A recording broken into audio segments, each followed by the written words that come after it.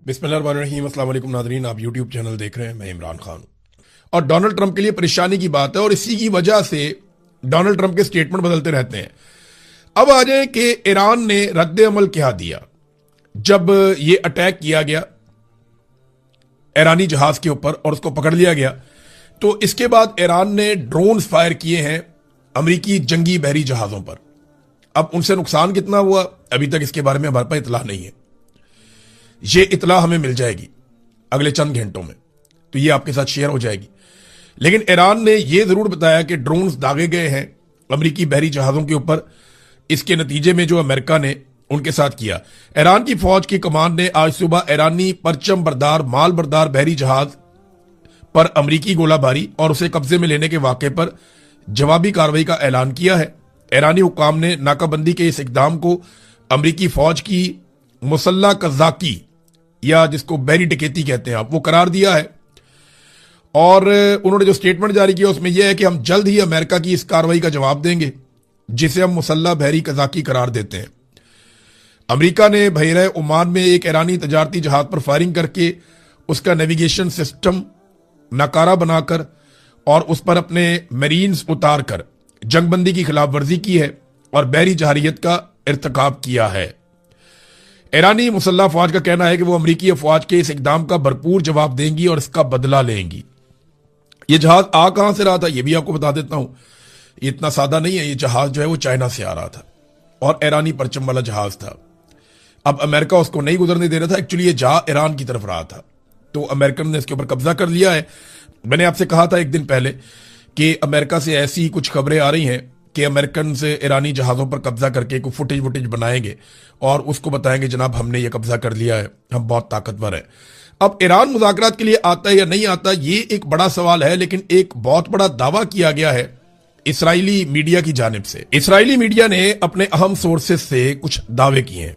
उन्होंने कहा अमेरिका और ईरान के दरमियान इस वक्त ज़ेरे बहस मुआहदे का खाका ये हो सकता है जिसमें हतमी सूरत अभी नहीं मिली, लेकिन जो चीजें हैं जो हो सकती हैं अमेरिका और ईरान के बीच में अगर मुज़ाकरात होते हैं तो वो मंदरजा झेल चीजें हैं। पहली चीज जो है वो एटमी प्रोग्राम और यूरेनियम का मामला है।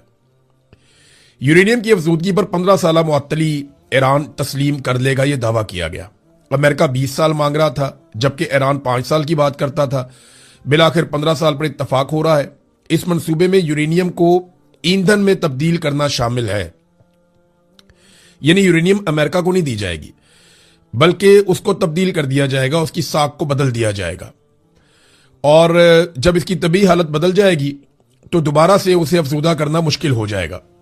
यह सादा अमल नहीं है, लेकिन इसका मतलब यह है कि यूरेनियम रहेगी ईरान के अंदर और ईरान से बाहर नहीं जाएगी। लेकिन इसराइल के लिए इसमें प्रॉब्लम है। फिर एक और जो शर्त है वो ये है कि जो जौहरी तनसीबात हैं ईरान की, इस मामले में एक आलमी निगरानी रहेगी। वो पहले भी थी, मैंने आपको पहले भी ये कहा था कि ईरान के अंदर ही यूरेनियम जो है वो अगर निगरानी में ले ली जाए तो इसमें अमेरिका और ईरान दोनों को एक फेस सेविंग मिल जाती है। फिर एक और चीज है आबने हुर्मुज़ को खोलना। इस मुआहदे को ये बुनियादी नुकात ये दो ही हैं। एक ये कि आबने हुर्मुज़ को खोलना, अब ये किन शराइत के तहत खुलता है यहां पर कुछ इख्तलाफात हैं और अगर ये इख्तलाफात दूर हो जाते हैं तो मामला दुरुस्त हो जाएगा। एक बड़ी चीज जो इसराइल के लिए बड़ी परेशान कुन रहेगी वो ये है कि इसराइल ईरान का मुकम्मल खात्मा चाहता था, यानी उसके हथियार खत्म हो जाएं, उसकी वो पॉलिटिकल क़यादत जो इसराइल के खिलाफ है वो पॉलिटिकल क़यादत अमली तौर पे मौजूद ना रहे या रिजीम तब्दील हो जाए। ऐसे लोग आ जाएं ईरान के अंदर हुकूमत में जो इसराइल के साथ ताल्लुकात को नॉर्मलाइज करें और ईरान का खतरा खत्म हो जाए। अब इसके ऊपर कोई बात बनती हुई दिखाई नहीं दे रही क्योंकि वहां पे जो हुकूमत मौजूद है वो पहले से ज्यादा मकबूल भी हो चुकी है, वो पहले से ज्यादा सख्त भी है। अब डोनाल्ड ट्रंप ने 20 मिनट तक एक सहाफी से बात की है, ये फॉक्स न्यूज के नुमाइंदा है, इनसे बात की। अब इन्होंने जो बताया वो भी मैं आपके सामने रखता हूं। इन्होंने कहा मेरी डोनाल्ड ट्रंप के साथ 20 मिनट तवील बातचीत हुई है। उन्होंने कहा कि अगर ईरान ने अमन मुआहदे पर दस्तखत ना किए तो पूरे मुल्क को उड़ा दिया जाएगा। अगर ईरान अमन मुआहदे पर दस्तखत नहीं करता तो पुलों और पावर स्टेशनों पर हमले किए जाएंगे। यह भी कहा कि इनके खसूसी एलची जैरेड कुशनर और स्टीव वेटकोफ मुज़ाकरात के लिए इस्लामाबाद जा रहे हैं जो मंगल को होंगे और बुध को भी जारी रह सकते हैं। इनका काम एक मुआहदा तय करना है। डोनाल्ड ट्रंप ने اس بات پر زور دیا کہ معاہدے کی شرائط انتہائی سادہ ہیں اور یہ ایران کے لیے آخری موقع ہے. پھر انہوں نے کہا وہ اوباما والی غلطی نہیں دہرائیں گے، یعنی ایران کو کوئی پیسہ ویسا نہیں دیں گے. ایران کو یورینیم کے ذخائر سے دستبردار ہونا پڑے گا، یہ بھی انہوں نے کہا. ٹرمپ نے کہا کہ اگر ایسا نہ ہوا تو پورا ملک اڑا دیا جائے گا. اگر ایرانیوں نے معاہدے پر دستخط نہ کیے تو وہ پلوں سے اور بجلی سے محروم ہو جائیں گے، اور یہ ہم کر سکتے ہیں اور 72 گھنٹوں میں ہم یہ کر دیں گے. ڈونلڈ ٹرمپ نے اس قسم کی دھمکیاں لگائیں.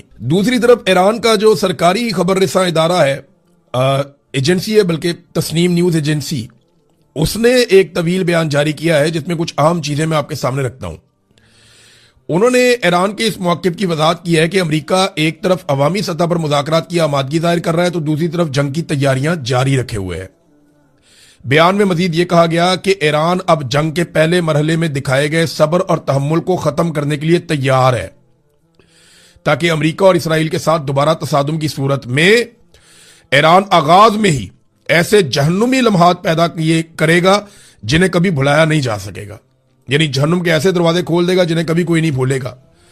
اس بیان میں واضح طور پر انتباہ دیا گیا ہے کہ اس بار باب مندب، سعودی آرامکو کی تنصیبات، سعودی عرب میں ینبع کی بندرگاہ اور متحدہ عرب امارات کا شہر فجیرہ سب اس تنازع کی زد میں آئیں گے. اب یہ اگر سٹیٹمنٹ اس طریقے سے ہے تو عرب ممالک کے لیے بہت پریشانی والی بات ہے، کیونکہ ایران کہہ رہا ہے کہ ہم پہلے کی طرح حملہ نہیں کریں گے، تاک تاک کر نہیں ماریں گے. اگر ہمارے اوپر بڑا حملہ ہوگا تو ہم اس سے بڑا جواب دیں گے، اور ہم یکمشت جواب دیں گے، بہت طاقت کے ساتھ جواب دیں گے. دیکھیں ایران کو ایک پرابلم بھی ہوتا ہے، ایران کے ذخائر کے اوپر بھی امریکہ اٹیک کرتا ہے، اسرائیل اٹیک کرتا ہے، اور ان ذخائر کو تباہ کر کے وہ بہت ساری سائٹس کو ناکام بنانے کی کوشش کرتا ہے جہاں سے میزائل یا ڈرون لانچ کیے جاتے ہیں. تو ایران یہ کوشش کرے گا کہ میکسیمم ڈیمیج جو ہے وہ پہلے حملے میں کرے، اور جن جن ٹارگٹس کو اس نے اچیو کرنا ہے وہ پہلے حملے میں کرے. اب یہ لڑائی جو ہے وہ ایک بڑی فیصلہ کن لڑائی ہو سکتی ہے، لیکن امید یہ کی جا رہی ہے اب بھی کہ پاکستان کے اندر کچھ بھی کر کے دونوں فریقین بیٹھیں اور کسی بھی نتیجے پر پہنچے اور جنگ بندی جو ہے وہ آگے بڑھ جائے. ناظرین، امریکی پی بی ایس نیوز کے مطابق ڈونلڈ ٹرمپ اور اس کے داماد جیرڈ کشنر کی کرپشن سے متعلق ایک سٹوری چھاپ دی گئی. جیرڈ کشنر پاکستان میں ایران سے مذاکرات کے لیے دوسری بار پہنچ رہے ہیں. ایران جنگ اور مذاکرات کے تناظر میں پی بی ایس نے یہ سٹوری کی ہے. عمران خان صاحب کی بہن نے، نورین خانم صاحبہ نے ایک انٹرویو دیا بھارتی میڈیا کو، اور اس کے اوپر پاکستان میں بڑا رولا پڑ گیا. الگ الگ رائے ہے، کچھ لوگ کہتے ہیں انہیں یہ انٹرویو نہیں دینا چاہیے تھا، کچھ لوگ کہتے ہیں جی انہوں نے پاکستان کے ساتھ غداری کر دی ہے، پاکستان کے ساتھ بڑی زیادتی کر دی ہے اور انہیں یہ بھی نہیں کرنا چاہیے تھا. انٹرویو ہے کیا؟ یہ انڈیا فرسٹ ایک چینل ہے انڈیا کا، اور انڈین میڈیا پہ یہ خبر چل رہی تھی گزشتہ چند دنوں سے کہ عمران خان صاحب کو جیل میں قتل کر دیا گیا. اس حوالے سے یہ رابطہ کیا گیا انڈین میڈیا کی جانب سے جناب کہ یہ انڈین میڈیا پہ خبر چل رہی ہے. اور پھر آپ کو پتا ہے پاکستان میں بھی بات کا پتنگڑ بن گیا، بہت زیادہ بات پھیل گئی تھی، کافی بے چینی ہو گئی تھی. انڈیا اور افغانستان کے میڈیا نے زیادہ اس خبر کو اٹھایا تھا، کیونکہ دونوں پاکستان کے مشرق اور مغرب میں رہتے ہیں، تو دونوں ممالک قریب ہیں، تو یہاں پہ اس خبر کی ویلیو بھی زیادہ تھی، لہذا انہوں نے اس کو اٹھایا. پاکستان کے اندر ایک بے چینی پیدا ہوئی. اب انڈین میڈیا نے جب رابطہ کیا نورین خانم سے تو انہوں نے ان کو انٹرویو دینے کے لیے حامی بھر دی. انٹرویو کو میں نے سنا ہے اس کے کچھ کلپس، وہ ایک نارمل انٹرویو ہے جیسے وہ پاکستان میں سوشل میڈیا کو انٹرویو دیتی ہیں یا یہ انٹرنیشنل میڈیا کے ساتھ کبھی کہیں بات کر لیں. تو وہ اسی طرح کہہ رہی ہے جی کہ میرا بھائی اس کو جیل میں ناحق قید کیا ہوا ہے، وہ پاکستان چھوڑ کر نہیں جانا چاہتا ہے، وہ پاکستان میں رہنا چاہتا ہے، وہ پاکستان کا وفادار ہے، پاکستان کے لوگ اس سے پیار کرتے ہیں، اس کا مینڈیٹ چوری کیا، وہی ساری باتیں جو وہ ہر جگہ پہ کرتے ہیں عمران خان صاحب کی بہنیں.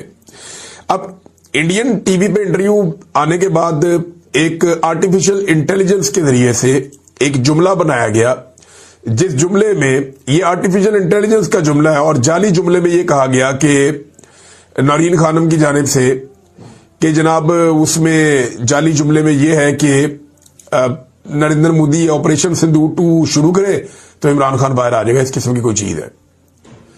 اچھا، وہ جب تھوڑا سا چیک ہوا تو پتا چل گیا کہ یہ تو آرٹیفیشل انٹیلیجنس کے ذریعے بنایا گیا. نورین خانم صاحبہ سے جب کچھ صحافیوں نے، ہمارے دوستوں نے رابطہ کیا تو انہوں نے کہا جی ایسی کوئی بات ہوئی نہیں تھی. اور ایسی بات تو کر ہی نہیں سکتے, کبھی ممکن نہیں ہے.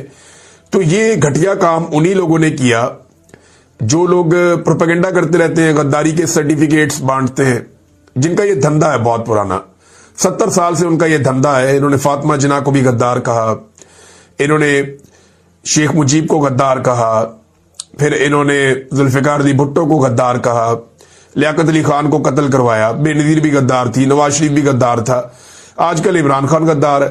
تو یہ ان کا پرانا دھندا ہے. وہی دھندا کرنے والوں نے ایک دھندا کیا اور ایک جعلی آڈیو بنا دی اس کے اندر.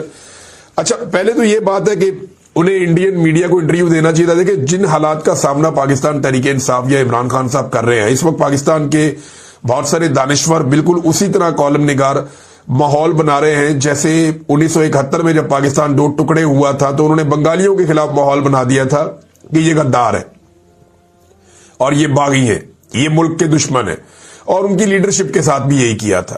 تو جنرل یاجا نے یہی کروایا تھا اس وقت جب پاکستان 2 ٹکڑے ہوا تھا. ابھی اسی طرح کا ماحول خیبر پختونخوا میں کبھی پشتونوں کے خلاف بنایا جاتا ہے, کبھی خیبر پختونخوا کی حکومت کے خلاف بنایا جاتا ہے, کبھی پورے پاکستان میں موجود پاکستان تحریک انصاف کے لوگوں کے خلاف بنایا جاتا ہے, کبھی عمران خان کے خلاف. تو اسی طرح سے ایک بیانیہ تشکیل دیا جا رہا ہے. پچھلی مرتبہ اس بیانیہ کا نقصان پاکستان کو ہوا تھا اور جرنیل تو پھر بھی سروائیو کر گئے تھے. اب اس مرتبہ دوبارہ سے وہی گندا کھیل کھیلا جا رہا ہے. تو ایسے ماحول میں عمران خان صاحب کی بہن گریز کر لیتی تو اچھا تھا کہ انڈین میڈیا کو دفع کریں, انٹرنیشنل میڈیا کو بات کر لیں, کوئی دیگر سوشل میڈیا پہ بات کر لیں. لیکن پی ایم ایل این اس کے اوپر تنقید کیسے کر سکتا ہے؟ وہ کیسے کہہ سکتے ہیں؟ نواز شریف کبھی کرن تھاپر کو انٹرویو دیتے ہیں, کبھی کسی اور ٹی وی چینل کو, کبھی این ڈی ٹی وی کو. نواز شریف صاحب نے تو انڈیا کو انٹرویو دے دے کر تباہی پھیری ہوئی ہے. بلکہ انڈین چینلز کو انٹرویو دیتے ہوئے نواز شریف صاحب پاکستانی ملٹری کے خلاف ایکشنز کی باتیں بھی کرتے تھے کہ جناب انہوں نے دھوکہ دیا, پیٹ میں چھڑا گھونپا اور یہ وہ اس طرح کی باتیں. تو نواز شریف کی پارٹی کا کوئی آدمی کبھی بھی یہ بات نہیں کر سکتا کہ نورین خانم نے بھارتی چینل کو انٹرویو کیوں دیا. نورین خانم نے صرف اپنے بھائی کی بات کی, اپنے بھائی کے حوالے سے ساری چیزیں سامنے رکھی. وہ کوئی جنگ کے بارے میں بات کی, انڈیا پاکستان کے بارے میں کوئی بات نہیں کی, ان چیزوں پہ تو بات ہی نہیں کی. نواز شریف نے تو ان ساری چیزوں پہ بات کی, بلاول نے بھی یہی سارا کچھ کیا. یہ سارے لوگ انٹرویو دیتے رہتے ہیں. بلکہ میاں صاحب کو تو اتنا پیار ہے انڈین صحافیوں سے کہ وہ انہیں اپنے گھر بلا لیتے ہیں جاتی عمر میں, اور کوئی بری بات نہیں ہے. دیکھیں ان کا میاں صاحب کا یہ حق ہے, یہ جمہوری حق ہے. اگر بیرون ملک سے کوئی مہمان آئے ہیں یا انڈین صحافی آئے ہیں, میاں صاحب انہیں ملنا چاہتے ہیں تو میاں صاحب ملیں, انہیں بلا کر ملاقات کریں, انہیں بلا کر انٹرویو دیں. پاکستان میں ڈیموکریسی ہے, وہ اپنی بات رکھنا چاہتے ہیں تو رکھیں. لیکن یہ جو غداری کے فتوے بانٹے جاتے ہیں یہ پھر میاں صاحب کا نہیں بنتا کہ وہ یہ کریں.